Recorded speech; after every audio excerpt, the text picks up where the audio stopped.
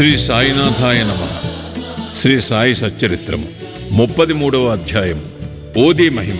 తేలుకాటు, plague జ్వరము నయమగుట, జామునేరు చమత్కారము, నారాయణరావు జబ్బు, బాలభువ సుత, హరిభావ కర్ణికల అనుభవములు. గత అధ్యాయములో గురువు మహిమను వర్ణించితివి. ఇందులో ఊదీ మహిమను వర్ణించెదము. మనమిప్పుడు గొప్ప యోగీశ్వరులకు నమస్కరించెదము. వారి కరుణా కటాక్షములు కొండంత పాపములను కూడా నశింపచేయను, మనలోని దుర్గుణములను పోగొట్టును. వారి సామాన్యపు పలుకులే మనకి నీతులు బోధించును, అమృతానందమును ప్రసాదించును. ఇది నాది, అది నీది అను భేదభావము వారి మనస్సులందు పుట్టదు. వారి రుణమును ఈ జన్మయందు కాని వచ్చే పెక్కు జన్మలయందు కాని మనము తీర్చుకొనలేము. ఓదీ ప్రసాదము. బాబా అందరి వద్ద నుంచి దక్షిణ తీసుకునుచుండునని అందరికీ తెలిసిన విషయమే. ఈ విధముగా వసూలు చేసిన మొత్తములో ఎక్కువ భాగము దానము చేసి మిగతా దానితో వంట చెరకును కొనుచుండెను.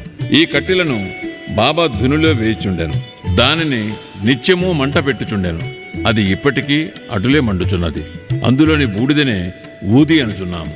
బాబా దానిని భక్తులకు తమ తమ ఇండ్లకు తిరిగిపోవునప్పుడు పంచిపెట్టేవారు. ఊదీ వలన బాబా ఏమి బోధించనుద్దేశించెను? ప్రపంచములో కనిపించు వస్తువులన్నీ బూడిది వలె అశాశ్వతములు. పంచభూతములచే చేయబడిన మన శరీరములన్నీ సౌఖ్యములు అనుభవించిన పిమ్మట పతనమైపోయి బూడిదయగును. ఈ సంగతి జ్ఞప్తికి తెచ్చుటకై బాబా భక్తులకు ఊదీ ప్రసాదము పంచిపెట్టుచుండెను. ఈ ఊదీ వలననే బ్రహ్మము నిత్యమనియు, ఈ జగత్ అశాశ్వతమనియు, ప్రపంచములో గల బంధువులు కొడుకుగాని తండ్రిగాని తల్లిగాని మనవారు కారనియు బాబా బోధించాను.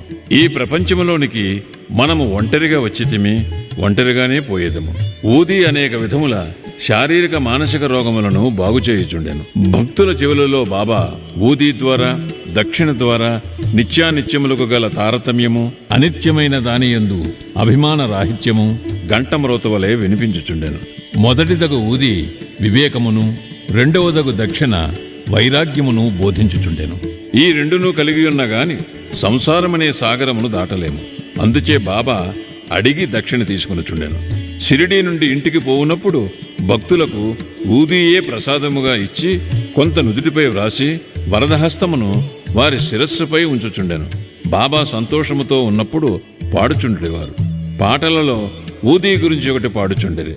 దాని పల్లవి కళ్యాణ రామారమ్ము గోనెలతో ఊదీని తీతెమ్ము. బాబా దీనిని చక్కని రాగముతో మధురముగా పాడుచుండేవారు. ఇదంతయు ఊదీ యొక్క ఆధ్యాత్మిక ప్రాముఖ్యము. దానికి భౌతిక ప్రాధాన్యము కూడా కలదు. అది ఆరోగ్యమును, ఐశ్వర్యమును, ఆతురతల నుండి విమోచనమును మొదలుగునవి వసంగుచుండెను. ఇక ఊదీ గూర్చిన కథలను ప్రారంభించదము. తేలుకాటు. నాసిక్ నివాసియగు నారాయణ మోతీరాంజానీ అనునతుడు బాబా భక్తుడు. అతడు రామచంద్ర వామన్ మోదక్ అను బాబా భక్తుని వద్ద ఉద్యోగము చేయుచుండెను. అతడు ఒకసారి తన తల్లితో షిరిడీకి పోయి బాబాను దర్శించాను. అప్పుడు స్వయముగా బాబా అతడు మోదక్ సేవను మాని తాను సొంతముగా వ్యాపారము పెట్టుకునవలనని చెప్పాను. కొన్ని దినముల తరువాత బాబా మాట సత్యమయ్యాను. నారాయణజాని ఉద్యోగము మాని స్వయముగా ఆనందాశ్రమము అను హోటలు పెట్టాను. అది బాగా అభివృద్ధి చెందాను. ఒకసారి ఈ నారాయణరావు స్నేహితునికి తేలు కుట్టాను. దాని బాధ భరింపరానంతయుండెను. అటువంటి విషయములలో ఊది బాగా పనిచేయును. నొప్పి ఉన్న చోట ఊదిని రాయవలను. అందుచే నారాయణరావు ఊది కొరకు వెతికాను. కానీ అది కనిపించలేదు. అతడు బాబా పటము ముందర నిలిచి బాబా సహాయము కోరి బాబా నామజపము చేసి బాబా పటము ముందు రాలిపడిన అగరువత్తి బూడిద చిటికటి తీసి దానినే ఊదిగా భావించి నొప్పి ఉన్న చోట రాశాను. అతడు ఊది రాసిన చేయి తీసివేయగానే నొప్పి తగ్గిపోయాను. ఇద్దరూ ఆశ్చర్యానందములలో మునిగిరి. ప్లేగు జబ్బు. ఒకానొకప్పుడు బాంద్రాలో నుండి ఒక బాబా భక్తునికి వేరొక గ్రామముననున్న తన కుమార్తె ప్లేగు జ్వరముతో బాధపడుచుండెనని తెలిసెను. అతడు తన వద్ద ఊదీ లేదనియు కనుక ఊదీ పంపుమని నానాసాహెబ్ చాందోర్కర్ గారికి కబురు పంపాను. ఈ వార్త నానాసాహెబ్కు ఠాణా రైల్వే స్టేషన్ వద్ద తెలిసాను. అప్పుడు అతడు భార్యతో కూడా కళ్యాణ్ పోవుచుండాను.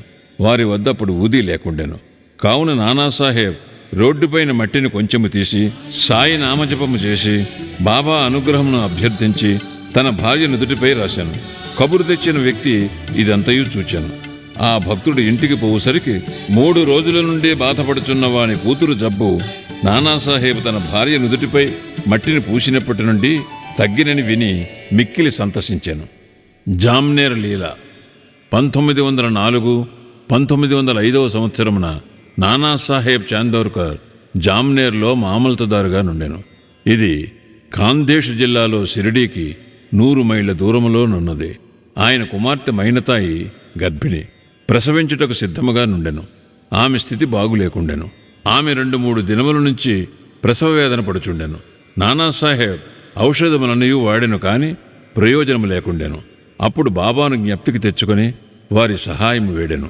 షిరిడీలో రామ్గీర్ బువా అను సన్యాసి ఉండెను. బాబా అతనిని బాపూగీర్ బువా అనువారు. అతని స్వగ్రామము ఖాందేశులో నుండెను. అతడు అతడికి పోవుటకు నిశ్చయించుకొనెను. బాబా అతనిని పిలిచి మార్గమధ్యమున జామ్నేర్లో కొంత విశ్రాంతి తీసుకుని నానాసాహెబ్కు ఊదీని హారతిపాటను ఇమ్మనెను. తన వద్ద 2 రూపాయలున్నవనియు అవి జలగాం వరకు రైలు టిక్కెట్కు సరిపోవుననియు, కాబట్టి జలగాం నుండి జామ్నేర్ పోవుటకు సుమారు 30 మైళ్ళు ధనము లేదని రామ్గీర్ బువా చెప్పాను. అన్నీయూ సరిగా అమరునుగాన అతడు కలత చెందనవసరము లేదని బాబా పలికాను. శ్యామాని పిలిచి మాధవ్ అట్కర్ రచించిన హారతిని వ్రాయమనెను. హారతి పాటను ఊదీని రామ్గీర్ బువాకిచ్చి నానాసాహెబ్కు అందచేయమనెను. బాబా మాటలపైన ఆధారపడి రామ్గీర్ బువా షిరిడీ విడిచి రాత్రి 2:30 గంటలకు జలగాం చేరెను. అచ్చటికి చేరున్నప్పటికీ అతని చెంత 2 అణాలు మాత్రమే ఉండెను. కాబట్టి కష్టదశలో ఉండెను. అప్పుడే ఎవరో బాపూగీర్ బువా ఎవరు అని కేక వేయిచుచుండెరి. బువా అచ్చడికి పోయి తనే అని చెప్పాను. నానాసాహెబ్ పంపించినారని చెప్పుచూ ఆ బంట్రోతు బువాను ఒక చక్కని టాంగా వద్దకు తీసుకుని పోయాను. దానికి 2 మంచి గుర్రములు కట్టి ఉండెను. ఇద్దరూ అందులో కూర్చుండి బండిని వదిలిరి. టాంగా వేగముగా పోయాను. తెల్లవారుజామున టాంగా ఒక సెలయేరు వద్దకు చేరను. బండి తోలువాడు గుర్రములను నీళ్లు త్రాగించుటకు పోయాను. బంట్రోతు రామ్గీర్ బువాను పలహారము చేయమని పలహారపు దినుసులు పెట్టాను. గడ్డము మీసములున్న ఆ బంట్రోతు బట్టలు చూచి రామ్గీర్ బువా ఇతడు మహమ్మదీయుడని సంశయించి పలహారము తినకుండెను. కానీ ఆ బంట్రోతు తాను హిందువుడనియు గర్వాల్ దేశపు క్షత్రియుడనియు నానాసాహెబ్ ఆ పలహారము పంపెనుగాన తినుటకెట్టి సంశయము వలదు అనెను. అప్పుడిద్దరూ కలిసి పలహారము చేసి బయలుదేరిరి. ఉషక్కాలము జామ్నేర్ చేరిరి. ఒంటికి పోసుటకై రామ్గీర్ బువా టాంగా దిగి 2-3 నిమిషములలో వచ్చెను.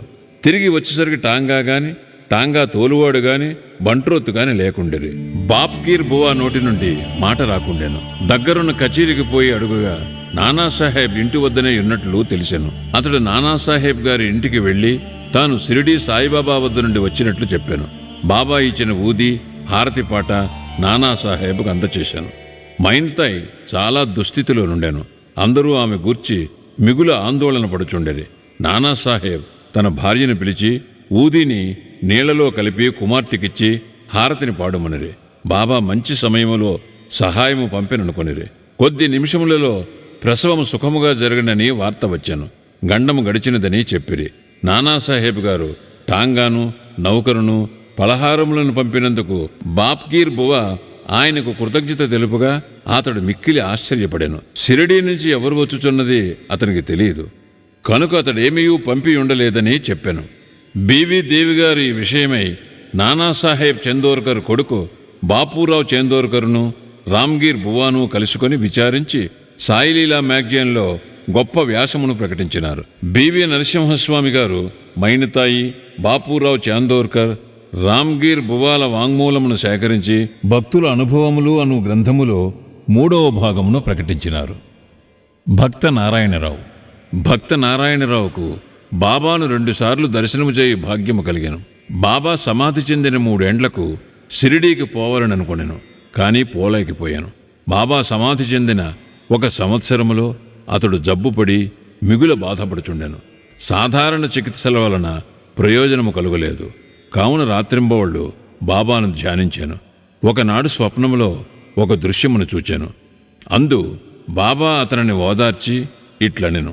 ఆందోళన పడవద్దు, రేపటి నుంచి బాగగును, వారం రోజులలో నడువగలవు. స్వప్నములో చెప్పిన రీతిగా రోగము వారములో కుదిరెను. ఇచ్చట మనం ఆలోచించవలసిన విషయమిది. శరీరం ఉన్నన్నాళ్ళు బాబా బ్రతికియుండిరా? శరీరము పోయినదిగాన చనిపోయినారా? లేదు, ఎల్లప్పుడూ జీవించియే ఉన్నారు. వారు జనన మరణములకు అతీతులు. ఎవరైతే బాబానొకసారి హృదయపూర్వకముగా ప్రేమించెదరో వారెక్కడున్నప్పటికీ ఎట్టి సమయముందు గాని బాబా నుంచి తగిన జవాబు పొందెదరు. వారెల్లప్పుడూ మన ప్రక్కనే యుందురు. ఏ రూపములోనూ భక్తునకు దర్శనమిచ్చి వాని కోరికను నెరవేర్చెదరు. బాలబువా సుతార్. బొంబాయిలో నుండి ప్రముఖ సంకీర్తనకారుడు బాలబువా సుతార్ ఒకసారి షిరిడీకి వచ్చాను. అతడు గొప్ప భక్తుడు. ఎల్లప్పుడూ అతడు భగవద్ధ్యానము భజన ఎందే తత్పరుడై ఉండేవాడు. అందుచే జనులు వారిని నవయుగ తుకారాం అని పిలిచేవారు. వారు బాబాకు నమస్కరించగా బాబా, నేను ఇతనిని 4 సంవత్సరముల నుండి ఎరుగుదును అనిరి. తాను మొదటిసారిగా ఇప్పుడే షిరిడీకి వచ్చినవాడగుటచే బాలబువ ఇదెట్లు సంభవం అనుకునేను. కాని తీవ్రముగా ఆలోచించగా బొంబాయిలో 4 సంవత్సరముల క్రిందట బాబా ఫోటోకు నమస్కరించినట్లు జ్ఞప్తికి వచ్చాను.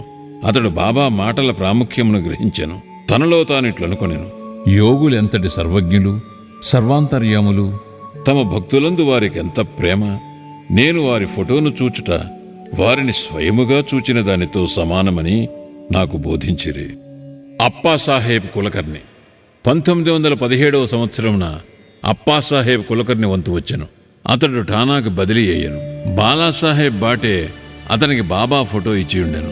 అతడు దానిని జాగ్రత్తగా పూజించుచుండెను. పువ్వులు, చందనము, నైవేద్యము బాబాకు నిత్యము అర్పించుచు బాబాను చూడవలనని మిగులు కాంక్షించుచుండెను. ఈ సందర్భమున బాబా పటమును మనఃపూర్వకముగా చూచినచో బాబాను ప్రత్యక్షముగా చూచిన దానితో సమానమే అని చెప్పవచ్చును. దీనికి నిదర్శనము పైన చెప్పబడిన కథ. కులకర్ణి ఠానాలో నుండగా భివండి పర్యటనకు పోవలసి వచ్చాను.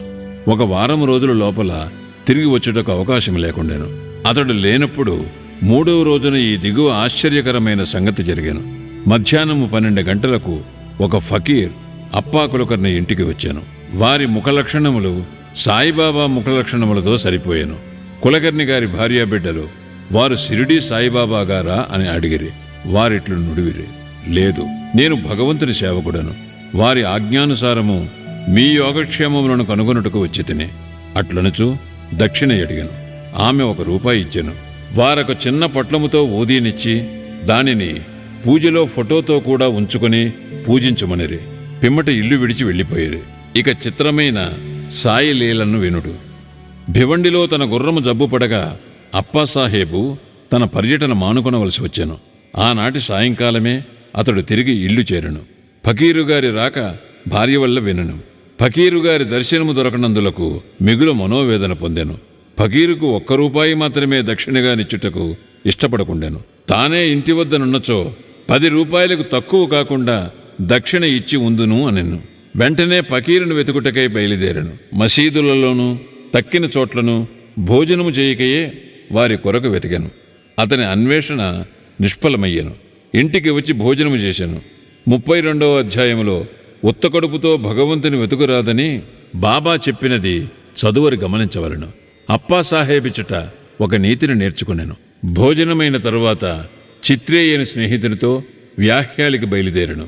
కొంత దూరము పోగా ఎవరో వారి వైపు త్వరగా వచ్చుచున్నట్లు కనిపించాను.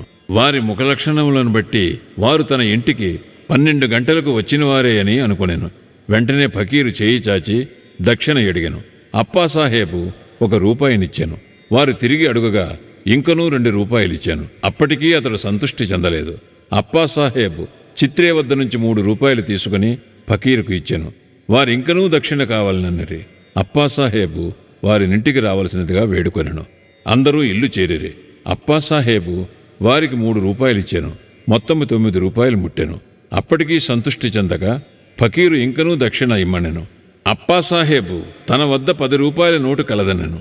ఫకీరు దానిని పుచ్చుకొని 9 రూపాయలు తిరిగి ఇచ్చివేసి అక్కడి నుండి వెడలను. అప్పాసాహేబు 10 రూపాయలు ఇచ్చేదను అనెను గనుక ఆ మొత్తమును తీసుకుని పవిత్రపరిచిన పిమ్మట 9 రూపాయలు ఇచ్చివేశాను. 9 సంఖ్య చాలా ముఖ్యమైనది. అది నవవిధ భక్తులను తెలియజేయను.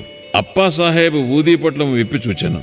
అందులో పువ్వు రెక్కలు, అక్షతలు ఉండెను. కొంతకాలము పిమ్మట బాబాను షిరిడిలో దర్శించినప్పుడు వారి వెంట్రుక ఒకటి చిక్కెను. అతడు ఊదీ పొట్లమును వెంట్రుకను ఒక తాయెత్తులో పెట్టి తన దండపై కట్టుకొనెను. అప్పాసాహెబు ఊదీ ప్రభావంను గ్రహించాను. అతడు మిక్కిలి తెలివైనవాడైనప్పటికీ నెలకు 40 రూపాయలు మాత్రమే జీతము దొరుకుచుండెను. బాబా ఫోటోను ఊదీని పొందిన తరువాత 40 రూపాయలకు ఎన్నో రెట్లు ఆదాయం వచ్చాను. మంచి పలుకుబడియు అధికారము లభించెను. ఈ లౌకికమైన కానుకలే కాక దైవభక్తి కూడా వృద్ధి ఎగుచుండెను. కావున బాబా ఊదీని పొందు భాగ్యము కలవారు స్నానము చేసిన పిమ్మట ఊదీని నుదుట రాసుకుని కొంచెము నీటిలో కలిపి బాబా పవిత్రమైన తీర్థముగా భావించి పుచ్చుకొనవలెను. హరిబావు కర్నిక్ ఠానా జిల్లా దహన్ గ్రామము నుండి హరిబావు కర్నిక్ అనునతుడు 1917వ సంవత్సరమున గురు పౌర్ణమి నాడు షిరిడీకి వచ్చి బాబాను తగిన లాంఛనములతో పూజించాను. వస్త్రములు దక్షిణ సమర్పించాను. శ్యామా ద్వారా బాబా సెలవు పొంది మసీదు మెట్లు దిగాను. అప్పుడే ఇంకొక రూపాయి బాబాకు దక్షిణ ఇవ్వవలనని తోచి మసీదు మరల ఎక్కుచుండగా బాబా సెలవు పొందిన పిమ్మట తిరిగి వెనుకకు రారాదని విని ఇంటికి బయలుదేరాను. మార్గమధ్యమున నాసిక్లో కాలారాముని మందిరము ప్రవేశించి దర్శనము చేసుకుని వెలుపులకు వచ్చుచుండగా నరసింగ మహారాజు అను యోగి తన శిష్యులను విడిచి లోపల నుండి బయటికి వచ్చి హరిబావు ముంజేతిని పట్టుకొని నా రూపాయి నాకిమ్ము అనెను. కర్ణిక్ మిగులు ఆశ్చర్యపడాను. రూపాయిని సంతోషముగానిచ్చి సాయిబాబా ఈ విధముగా తానివ్వ నిశ్చయించుకున్న రూపాయిని నరసింగ మహారాజు ద్వారా గ్రహించననుకునేను. యోగీశ్వరులందరూ ఒకటే అనియు ఏకాత్మతాభావముతో కార్యములు అనర్తురనియు ఈ కథ తెలుపుచున్నది. శ్రీ సాయినాథాయ నమః. 33వ అధ్యాయము సంపూర్ణము. సద్గురు శ్రీ సాయినాథార్పణమస్తు. శుభం భవతు.